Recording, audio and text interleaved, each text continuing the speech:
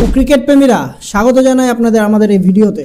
আমরা এই ভিডিও সিরিজে আলোচনা করছি টিমের স্ট্রেংথ কী কী আছে, উইকনেসেস কী কী আছে, প্লেয়িং 11 বানিয়ে নিচ্ছি। তো আজকে যেই দুটো টিমের আমরা অ্যানালাইসিস করব সেটা হচ্ছে ডিসি মানে দিল্লি ক্যাপিটালস এবং সিএসকে মানে চেন্নাই সুপার কিংস। আমরা প্রথমে শুরু করব চেন্নাই সুপার কিংস দিয়ে। অকশনে আমরা দেখেছি যে টিমটা কিনেছে সেটা আমরা একবার পড়ে নিই, মানে স্কোয়াডটা তুই বল। হ্যাঁ, স্কোয়াডটা পড়ে নিচ্ছি। ঋতুরাজ গায়কোয়াড়, শিবম দুবে, রবীন্দ্র জাদেজা, মহেশ পথেরানা, MS ধোনি, এরা তো রিটেন ছিল।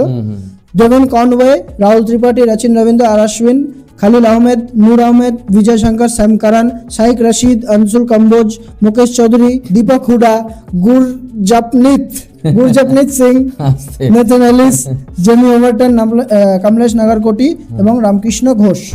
এই হচ্ছে সিএসকে কিনেছে। তো কেমন মনে হচ্ছে তোর? অকশন কেমন গেছে? 5 টাইমস চ্যাম্পিয়ন। যদি তুই 5 টাইম এই যে কথাটা বললি যে 5 টাইম চ্যাম্পিয়ন হিসাবে এই বছরের মানে 2025-এর স্কোয়াড এভারেজ গেছে। ধোনিকে যদি এখান থেকে তুই সরিয়ে দিস, ধোনির মাইন্ড যদি তুই এখান থেকে সরিয়ে দিস, খুব এভারেজ একটা টিম। হ্যাঁ, তোর তো আর এদিকে একটা জিনিস বলতে হবে যে ওরা ইন্ডিয়ান কোডটা যেটা ছিল প্রায় ওটা রেখে দিয়েছে ওরা আর কি। তো এখানে মনে কর ভালো ভালো দু একটা নাম দেখা যাচ্ছে, আনসুল কম্বোজ, ঠিক আছে, বিজয় শঙ্করকে নিয়েছে অ্যাজ ইউজুয়াল। চেন্নাই বুড্ঢাদের নেয়, যেমন বিজয় শঙ্করকে এবারও নিয়েছে, কোন কাজে লাগাবে জানি না। আরেকজন আছে দেখ, আর আশ্বিন একটা সময়, আশ্বিন তো ইঞ্জিনিয়ার ছিল, কিন্তু বয়সটাও তো ম্যাটার করে না। হ্যাঁ, কিন্তু ওর এই যে মাথা, হ্যাঁ ঠিক আছে, ম্যাচ চালিয়ে দিতে পারবে, ম্যাচ চালাতে পারে, এটা হচ্ছে কথা। তো টিমের স্ট্রেংথ বলতে গেলে ওইটাই আছে। আর আশ্বিন স্ট্রেংথ বলতে গেলে বোলিং লাইন আপটা খুব ভালো আছে, যেমন আগের বছর যেটা দেখা যায়নি। বোলিং লাইন আপে আছে হচ্ছে তোর পাথিরানা, রবীন্দ্র জাদেজা, আশ্বিন, নূর আহমেদ একটা ক্লাস বোলার আছে, নূর আহমেদ আছে, তারপর খালিল আহমেদ আছে, ঠিক আছে, এই হচ্ছে স্ট্রেংথ আছে ওদের। আর হচ্ছে রচিন রবীন্দ্র বল করে দিতে পারবে টুকটাক। তো আর উইকনেস বলতে গেলে আমি এটা দেখছি যা মিডল অর্ডারে সেরকম ফায়ার পাওয়ার নেই। ওপেনিংয়ে আছে রচিন রবীন্দ্র আর হচ্ছে ডেভন কনওয়ে, ঋতুরাজ, এরা যাই খেলে দেবে। ধোনি যদি লাস্টে নেমে, এবার ধোনির থেকে আশা করাটাও উচিত না আমি মনে করি। ধোনির জাস্ট ফেস ভ্যালু এখন হচ্ছে চেন্নাইয়ের মেন ব্যাপার। ধোনির জন্য নতুন রুল নিয়ে চলে আসলো, ওই যে 5 বছর পুরনো যারা রিটায়ার করে গেছিল তার জন্য, এটা ধোনির জন্যই আনা, মানে সেই হিসাবে কিন্তু ধোনি এই জন্য তো 4 কোটি টাকা, হ্যাঁ ওই রুলটা তো ধোনির জন্যই আনা।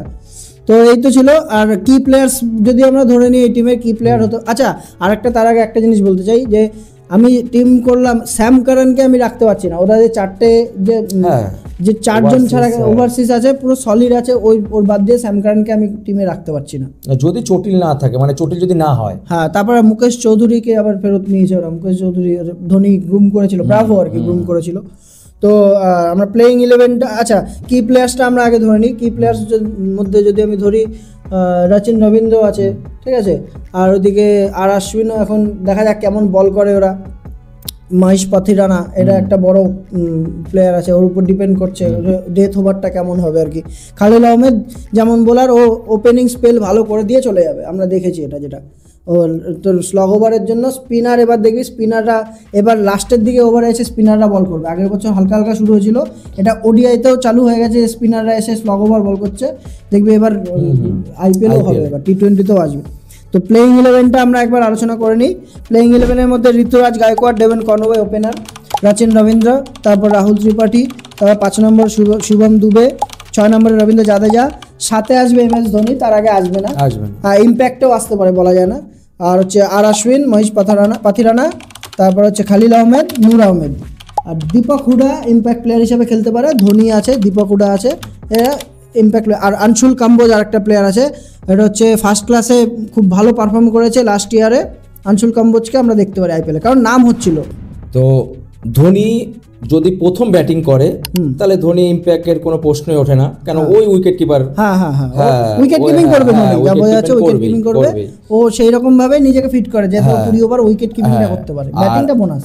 আর আমার না, মানে তোরও মনে হচ্ছে এবারই ধোনি মনে হচ্ছে লাস্ট আইপিএল হতে চলেছে, আর পারবে না। কারণ ও এমনিতেও প্রেস কনফারেন্সে বা ইন্টারভিউতে বলেছে যে ও ও একটা ইন্টারভিউ হয়েছিল মন্দিরা বেদির সাথে, ওইখানে বলেছে যে আমি খেলি বা না খেলি লোকে আমাকে শুধু খেলতে দেখতে চায়, আমার কি ইনজুরি আছে, আমি খেলতে পারবো কিনা, আমার বডি দিচ্ছে কিনা, এগুলো লোকের সঙ্গে কিছু যায় আসে না। দেখ একটা জিনিস কি বলতো, আইপিএল কিন্তু একটা পাবলিক ফিগার বা যাকে বলে ফ্যান, আর ধোনি সবথেকে বড় কথা কি পেয়ার প্রেসারে থাকে, ও যদি চলে যায় আইপিএল থেকে আইপিএল এর ব্র্যান্ড ভ্যালু কমে যাবে। অবশ্যই ওইটার পরিপ্রেক্ষিতে ওই কথাটা বলেছে যে ও যেতেও পারছে না, ছাড়তেও পারছে না, চেন্নাই ও ছেড়ে গেলে চেন্নাই তো পুরো ডুবেই যাবে মনে কর ধোনি ছেড়ে গেলে।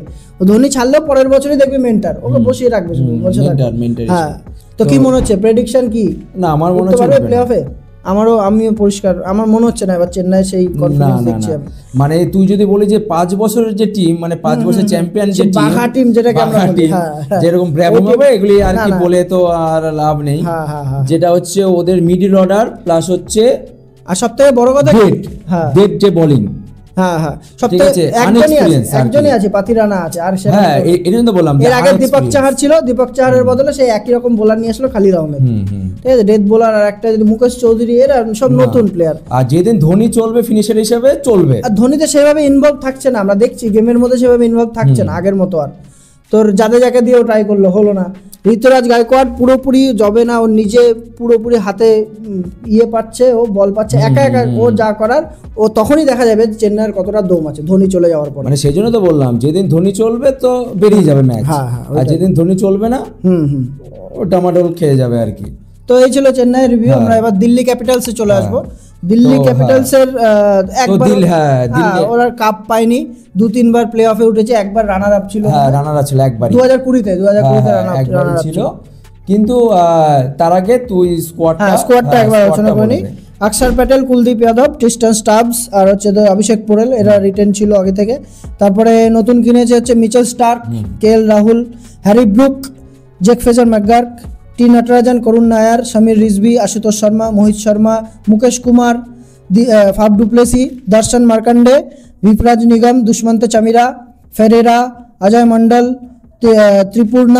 ত্রিপুর্ণা বিজয়, মাধব তিওয়ারি আর হচ্ছে মানভত কুমার। এই হচ্ছে ওদের টিম। তো তার আগে আরেকটা কথা বলবো যে হ্যারি ব্রুক, ঠিক আছে, যে এই বছর হরিবল হয়ে গেছে, কিন্তু তার আগে ওর উপরে কিন্তু একটা চার্জ লাগবে। সেটা কি বলতো, যারা হচ্ছে আইপিএল থেকে নাম সরিয়ে নেবে ওদের কিন্তু 2 বছর ব্যান। হ্যাঁ, হ্যারি ব্রুক 2 বছরের জন্য ব্যান অলরেডি দিয়ে দিয়েছে, বিসিসিআই নোটিশ দিয়ে দিয়েছে, 2 বছরের জন্য ব্যান হয়ে গেছে। তো এই ছিল। আর স্ট্রেংথ যদি আমরা ধরি এই টিমের, আমার মনে হচ্ছে বোলিং হেভি টিম। হ্যাঁ, বোলিং খুব সুন্দর আছে, কুলদীপ যাদব আছে, অক্ষর প্যাটেল আছে, Indian bowling core Mukesh Kumar থেকে শুরু করে, ঠিক আছে, ভালো আছে ওদের তারপরে হচ্ছে তোর টি নটরাজনকে নিয়েছে এবার, ঠিক আছে, মিচেল স্টার্ক, ওদের বোলিং কোরটা খুব সুন্দর, ওদের টিম করে খেলতে পারবে। আর হচ্ছে ওপেনিং ব্যাটিংটা ভালো আছে, মিডিল অর্ডারটা সেরকম থাক না থাকলেও ওপেনিং ব্যাটিংটা KL Rahul, Jake Fraser McGurk, তারপর হচ্ছে তোর ফাফ ডুপ্লেসি, এরা খেলতে পারবে। আর হচ্ছে ব্যাকআপও ইন্ডিয়ান ব্যাকআপ উইকনেস, ইন্ডিয়ান ব্যাকআপও ভালো আছে ওদের, সমীর রিজভি, ইন্ডিয়ান ব্যাকআপগুলো করুণ নায়ার, সমীর রিজভি, আশুতোষ শর্মা, এই প্লেয়ারগুলো বেশ ভালো কিনেছে ওরা। আর তোর যদি উইকনেস হিসাবে কি মনে হচ্ছে? উইকনেস ওইটাই চেন্নাইয়ের যেটা ছিল সেটাই, লোয়ার অর্ডার ফায়ার পাওয়ার সেরকম নেই, লোয়ার অর্ডারে সেরকম ব্যাটসম্যান নেই যে ম্যাচ জেতাতে পারবে। অক্ষর প্যাটেল ওইভাবে আমরা চিনি না, আশুতোষ শর্মা একটা প্লেয়ার আছে, তাও আবার কি এরা হচ্ছে ওয়ান হিট ওয়ান্ডার, এক বছর আসলো ভালো খেললো, আনএক্সপিরিয়েন্স যাকে বলে, আনএক্সপিরিয়েন্স ওয়ান হিট ওয়ান্ডার।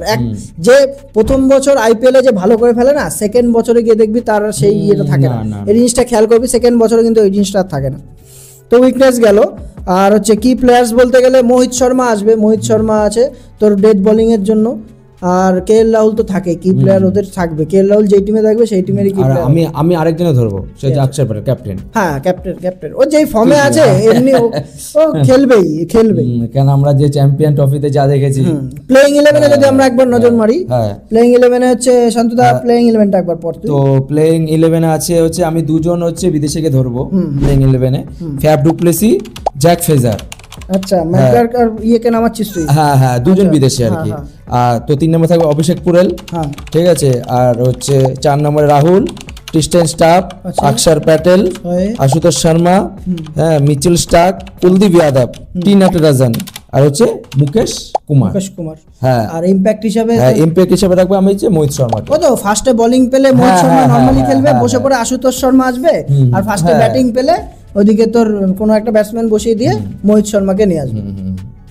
হ্যাঁ প্লেইং 11 ঠিকঠাক লাগে, ব্যালেন্স লাগছে, কিন্তু হচ্ছে কি ওটার মতো কি ওঠার মতো না, কিন্তু সেই হিসাবে কিন্তু এই বছরটা আমি দেখতে চাই, আমার 50-50 মনে হচ্ছে এটা। না আমি এই বছরও ধরবো না দিল্লিকে, এই বছরটা ধরবো না। হ্যাঁ লখনৌর মতো আর কি, টিম গোছাতে টাইম লাগতে পারে, নতুন ক্যাপ্টেন, হ্যাঁ আবার হচ্ছে নতুন কোচ হেমং বাদানি, নতুন ক্যাপ্টেন অক্ষর প্যাটেলকে ক্যাপ্টেন অ্যাপয়েন্ট করেছে, আবার কোচটাও দেখ হেমং বাদানি আছে, হেমং বাদানি। তো সেই হিসাবে আমি এই বছরটা দেখবো, কিন্তু এই বছরটা আমি ধরবো না। আমার কি মনে হচ্ছে বলতো, অক্ষর প্যাটেল, কেএল রাহুল, এই দুটো যে প্লেয়ার ওদের কনফিডেন্সে কিন্তু এই টিমটা উপরে যেতে পারে, উপরে যেতে পারে। আর টিস্টন স্টাফস ফর্মে নেই না, গত এক বছরেই ফর্মে নেই টিস্টন স্টাফস। দেখা যাক আইপিএল আসলে অনেকে অনেক রকম ফর্মে চলে আসে, ঠিক আছে। তো এই ছিল। আর প্রেডিকশন সব থেকে হাইয়েস্ট রান করতে পারে কেএল রাহুলই আছে করার মতো, হাইয়েস্ট রান আর উইকেট নেওয়ার মতো। আমি কুলদীপ যাদবকে আর আমি ধরবো হচ্ছে মোহিত শর্মাকে। হ্যাঁ ক্লোজ এনাফ, মানে হচ্ছে পেস হিসাবে। হ্যাঁ। তো এই ছিল সিএসকে আর দিল্লির রিভিউ।